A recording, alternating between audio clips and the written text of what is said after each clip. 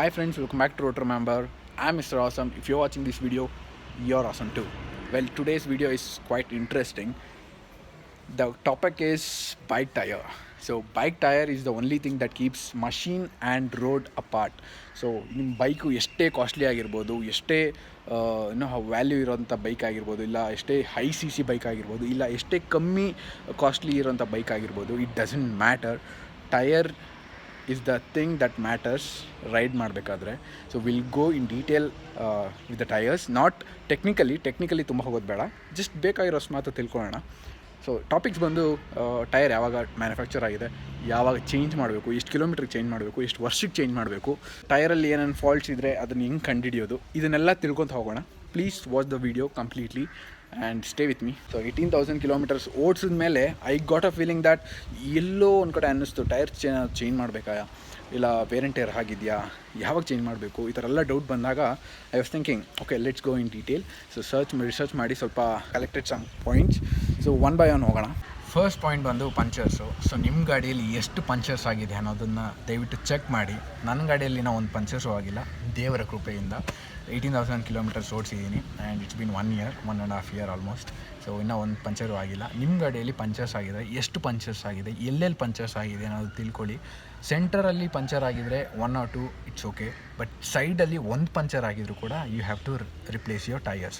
So ಸೈಡಲ್ಲಿ ಯಾಕೆ ಅಂತ ಹೇಳ್ತಾ ಇದ್ದೀನಿ ಅಂದರೆ, ಸೈಡಲ್ಲಿ ಒಂಚೂರು ಪಂಚರ್ ಆಯಿತು ಅಂದರೆ ಒಂದು hole it starts cracking up. So ಅದು ಎಕ್ಸ್ಪ್ಯಾಂಡ್ ಆಗ್ತಾ ಹೋಗ್ತಾ ಇರುತ್ತೆ ರೈಡ್ ಮಾಡಿದಾಗೆಲ್ಲ, ಸ್ಪೀಡ್ ಹೋಗ್ತಾ ಇದ್ದಾಗೆಲ್ಲ there are chances of bursting out. So ಆದ್ದರಿಂದ I suggest you to change the tyres if you have punctures on the sides. Second ಬಂದು condition of your tyre. First cracks ಎಲ್ಲ ಏನಾದರೂ ಇದೆಯಾ ಚೆಕ್ ಮಾಡಿ. Cracks ಇದ್ದರೆ central ಇದೆಯಾ, ಸೈಡ್ಸಲ್ಲಿ ಇದೆಯಾ ಅನ್ನೋದು ಕೂಡ ಇನ್ಸ್ಪೆಕ್ಟ್ ಮಾಡಿ. ಆ್ಯಂಡ್ ಥ್ರೆಡ್ ವೇರು ಎಲ್ಲೆಲ್ಲಿ ವೇರೌಟ್ ಆಗಿದೆ, ಥ್ರೆಡ್ಸು ಯೂನಿಫಾರ್ಮ್ಲಿ ವೇರೌಟ್ ಆಗಿದೆಯಾ, ಇಲ್ಲ ಕೆಲವೊಂದು ಕಡೆ ಮಾತ್ರ ಪ್ಯಾಚಸಲ್ಲಿ ವೇರೌಟ್ ಆಗಿದೆಯಾ, ಅದನ್ನೊಂದು ಸರಿ ಚೆಕ್ ಮಾಡಿ. ಬೈಕ್ಸಲ್ಲೇ ಅಲ್ಲ, ಯಾವುದೇ ಟಯರ್ ಆಗಿರಲಿ, even it may be a JCB tyre, car tyre, bike tyre, any ಟಯರಲ್ಲಿ ಟಯರ್ ವೇರ್ ಇಂಡಿಕೇಟರ್ ಅಂತ ಒಂದು ಕೊಟ್ಟಿರ್ತಾರೆ, ಆ್ಯರೋ ಮಾರ್ಕಲ್ಲಿರುತ್ತೆ. ನನ್ನ ಗಾಡಿಯಲ್ಲಿ ಟ್ರಯಾಂಗಲ್ ಶೇಪಲ್ಲಿದೆ, TWI ಅಂತ ಇಂಡಿಕೇಟ್ ಮಾಡಿದ್ದಾರೆ. ಆಲ್ಮೋಸ್ಟ್ ಒಂದು 4-5 ಕಡೆ ಒಂದು ಟಯರಲ್ಲಿ ಕೊಟ್ಟಿದ್ದಾರೆ. ಸೊ ಟಯರ್ ವೇರ್ ಇಂಡಿಕೇಟರ್ನಲ್ಲಿ we can find out that thread ಎಷ್ಟು ವೇರೌಟ್ ಆಗಿದೆ, ಎಷ್ಟು ವೇರೌಟ್ ಆಗೋಕ್ಕೆ ಇನ್ನೂ ಬಾಕಿ ಇದೆ ಅನ್ನೋದು ಕೂಡ ನೀವು ಕಂಡುಹಿಡಿಬೋದು. ಟಯರ್ ವೇರ್ ಇಂಡಿಕೇಟರ್ ಸ್ಟ್ರೈಟ್ ಬಂದು ಟಯರ್ಸಲ್ಲಿ ಸೆಂಟ್ರಲ್ ನೋಡಿದ್ರೆ ಯು ಗೆಟ್ ದಿಸ್ ಮಾರ್ಕ್. ಈ ಮಾರ್ಕ್ ಏನು ಇಂಡಿಕೇಟ್ ಮಾಡುತ್ತೆ ಅಂದರೆ ಟಯರ್ ಎಷ್ಟು ವೇರ್ ಆಗಿದೆ ಅನ್ನೋದೊಂದು ಇಂಡಿಕೇಟ್ ಮಾಡುತ್ತೆ.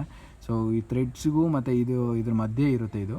ಸೊ ಟಯರ್ಸ್ ಏನಾದರೂ ಇದೆಲ್ಲ ಸೌದು ಇದ್ರ ಸಮ್ಮಕ್ಕೆ ಬಂದುಬಿಟ್ರೆ ಅದು ಟಯರ್ ವೇರೌಟ್ ಆಗಿದೆ, you need to change your tyres ಅನ್ನೋದು ಇಂಡಿಕೇಟ್ ಮಾಡುತ್ತೆ. ಸೊ ನನ್ನ ಟಯರ್ಸು ಇನ್ನೂ ತುಂಬಾ ಡಿಫ್ರೆನ್ಸ್ ಇದೆ, ಸೊ ಇನ್ನೂ ಓಡಿಸ್ಬೋದು. ಈ ರೀತಿ ನೀವು ತಿಳ್ಕೊಬೋದು ಎಷ್ಟು ಟಯರ್ ವೇರೌಟ್ ಆಗಿದೆ ಅಂತ. ಕೆಲವೊಬ್ಬರು ಕಾಯಿನ್ ಮೆಥಡ್ ಯೂಸ್ ಮಾಡ್ತಾರೆ, ಕಾಯಿನ್ನ ಟಯರ್ ಥ್ರೆಡ್ ಸೆಂಟ್ರಲ್ ಇಟ್ಟು ನೋಡ್ತಾರೆ. ಸೊ ಅದು ಕೂಡ ಯೂಸ್ ಮಾಡ್ಬೋದು. ಸೊ ನೆಕ್ಸ್ಟ್ ಬಂದು ಬೈಕ್ ಟಯರ್ ಯಾವಾಗ ಮ್ಯಾನುಫ್ಯಾಕ್ಚರಿಂಗ್ ಅನ್ನೋ ತಿಳ್ಕೊಬೇಕು.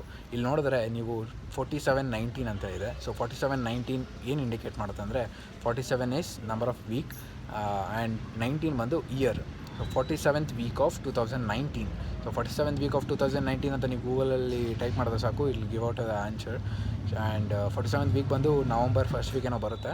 ಸೊ ನವಂಬರಲ್ಲಿ 2019 ಮ್ಯಾನುಫ್ಯಾಕ್ಚರ್ ಆಗಿರೋಂಥದ್ದು ಟಯರು. ನನ್ನ ಗಾಡಿ ತೊಗೊಂಡಿದ್ದು January 30th, 2020. So 3 months difference ಇದೆ. 3 months difference is okay.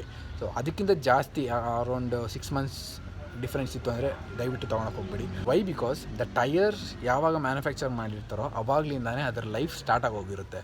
Use ಮಾಡಿ ಬಿಡಿ, the life cycle has started. So ಆದ್ದರಿಂದ ನೀವು ವೆರಿ ರೀಸೆಂಟ್ಲಿ ಮ್ಯಾನುಫ್ಯಾಕ್ಚರ್ ಆಗಿರೋಂಥದ್ದನ್ನ ತೊಗೊಳ್ಳಿ. If you are replacing your tyres, see to that the tyres are manufacture very recently, 1 month or 2 months, ಇಲ್ಲ maximum 3 months difference ಇರೋಂಥದ್ದನ್ನ ತೊಗೊಳ್ಳಿ. ಟಯರ್ಸಲ್ಲಿ ಸೈಡ್ಸಲ್ಲಿ ಜಾಸ್ತಿ ಥ್ರೆಡ್ ವೇರೌಟ್ ಆಗಿದ್ದರೆ ಅದಕ್ಕೆ ಒಂದೇ ಕಾರಣ, ವೆರಿ ಸಿಂಪಲ್, ಗಾಡಿ ಟಯರ್ಸಲ್ಲಿ ಏರ್ ಕಮ್ಮಿ ಇದೆ ಅಂತ ಅರ್ಥ. ಆ್ಯಂಡ್ ಸೆಂಟ್ರಲ್ಲಿ ಜಾಸ್ತಿ ವೇರೌಟ್ ಆಗಿದ್ದರೆ ತುಂಬ ಏರ್ ಫಿಲ್ ಮಾಡಿದ್ದೀರಾ ಆ ಟಯರ್ಸ್ಗೆ ಅನ್ನೋದೊಂದೇ ಅರ್ಥ. ಸೊ ಯಾವಾಗಲೂ ನೀವು ವೀಕ್ಲಿ ಒನ್ಸ್ ಟಯರ್ ಏರ್ ಪ್ರೆಷರ್ನ ಚೆಕ್ ಮಾಡಿ.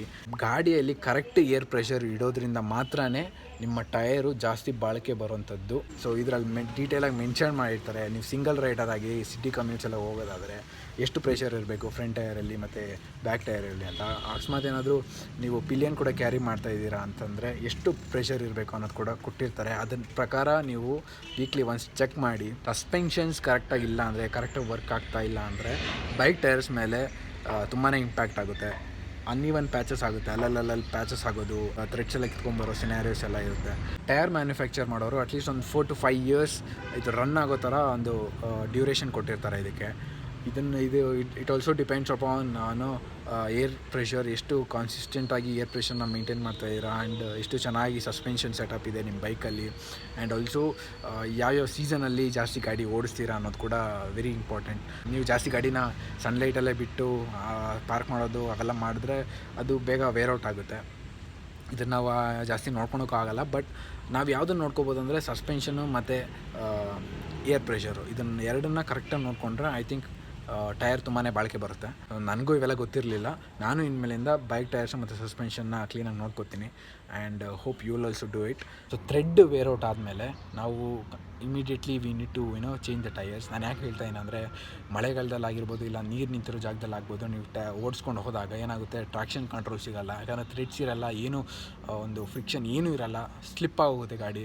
ಸೊ ಸ್ಲಿಪ್ಪಾಗಿ ಬಿದ್ದ ಮೇಲೆ ಏನು ಹೇಳೋಕ್ಕಾಗಲ್ಲ ಯಾವಾಗ ಏನು ಅಂತ. ನೀವು ಯಾವಾಗಲೂ ಟೈರ್ ಚೇಂಜ್ ಮಾಡಬೇಕಾದ್ರೆ ಒಟ್ಟಿಗೆ 2 ಟೈರ್ನೂ ಚೇಂಜ್ ಮಾಡೋ ಅವಶ್ಯಕತೆ ಇಲ್ಲ. ನೀವು ಫಸ್ಟು ಪ್ರಿಫರೆನ್ಸ್ ಕೊಡಬೇಕಾಗಿರೋದು ಬ್ಯಾಕ್ ಟೈರ್ಗೆ. ಫ್ರಂಟ್ ಟೈರ್ಗೆ ಆಮೇಲೆ ಚೇಂಜ್ ಮಾಡ್ಬೋದು, ಬಟ್ ಬ್ಯಾಕ್ ಟೈರ್ಗೆ ಇಂಪಾರ್ಟೆನ್ಸ್ ಕೊಡಿ, ಯಾಕಂದರೆ ಅದು ಬೇಗ ವೇರ್ಔಟ್ ಆಗಿರುತ್ತೆ ಫ್ರಂಟ್ ಟೈರ್ಗಿಂತ. ನಿಮ್ಮ ಹತ್ರ ಕಾಸಿತ್ತು ಅಂದರೆ ಒಟ್ಟಿಗೆ ಮಾಡಿ ಅಷ್ಟೇ. ಈಗ ಬರ್ತಿರೋ ಟೈರಲ್ಲಿ ನನ್ನ ಟೈರ್ ಎಕ್ಸಾಂಪಲ್ ತೊಗೊಂಡ್ರೆ ಎಷ್ಟು ಕಿಲೋಮೀಟರ್ ಪರ್ ಅವರ್ ಓಡಿಸ್ಬೋದು. ನನ್ನ ಗಾಡಿಯಲ್ಲಿ 180 km/h ಓಡಿಸ್ಬೋದು ಅಂತ ಇದೆ ಟೈರ್. ಅಂದರೆ ಆ 180 km ಟ್ರಾವೆಲ್ ಮಾಡೋದನ್ನು ತಡ್ಕೊಳೋಂಥ ಕೆಪಾಸಿಟಿ ಈ ಟೈರ್ಗಿದೆ ಅಂತ ಅರ್ಥ. Maximum load of 212 kg front ಟೈರ್ಗೆ 212 kg ಹೋಲ್ಡ್ ಮಾಡೋಂಥ ಕೆಪಾಸಿಟಿ ಇದೆ ಅಟ್ 250 kPa 36 PSI. ಈ ವಿಡಿಯೋ ನೋಡಿದ್ಮೇಲೆ ಒಂದು 5 ನಿಮಿಷ please go and check your tyres. So ಕರೆಕ್ಟಾಗಿದೆಯಾ, ವೇರ್ ಆ್ಯಂಡ್ ಟೈರ್ ಹೆಂಗಿದೆ, ಥ್ರೆಡ್ಸ್ ವೇರ್ಔಟ್ ಇದೆಯಾ, ಟೈರ್ ಬೇರ್ ಇಂಡಿಕೇಟರ್ ಯೂಸ್ ಮಾಡಿ ನೋಡಿ.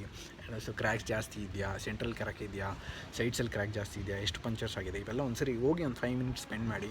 Because this is very important. ನಮ್ಗೆ ಗೊತ್ತಾಗಲ್ಲ ಅಷ್ಟೇ, ಬೈಕ್ ಟೈರ್ ತಾನೇ ಅನ್ಕೋತೀವಿ, but it plays a major role. ದಯವಿಟ್ಟು ಚೆಕ್ ಮಾಡಿ. ಚೆಕ್ ಮಾಡಿದ್ಮೇಲೆ ನಿಮ್ಗೆ ನೆಸೆಸರಿ ಇತ್ತು ಅಂದರೆ please go and change the tyres. So this was all about this video. Thank you so much for watching this video.